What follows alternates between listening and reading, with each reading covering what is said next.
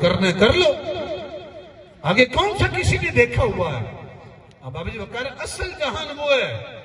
आज हम ये कहते हैं कि भाई जो कुछ हमने यहां पे करना है, हाजी मोहम्मद हयात गोंदल साहब मरहूम वो तो चले गए, हमने उनका जनाजा कंधों पे उठाया, कब्र में दफना दिया, मट्टी डाल दी। हम ये कहते हैं कि मरना सिर्फ उन्हें ही था, हमें कौन सा मौत आएगी।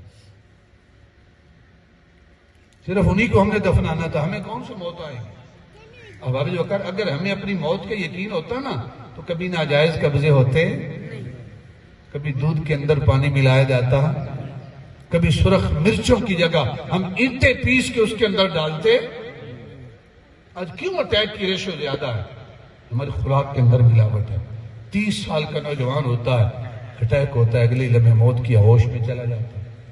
पहले तो होता तो 50 साल के ऊपर जाकर अटैक होता था, अब नौजवान जा रहे हैं, एक एक करके जा रहे हैं, और फिर आज तो एक एक करके जा रहे हैं। एक वो दिन भी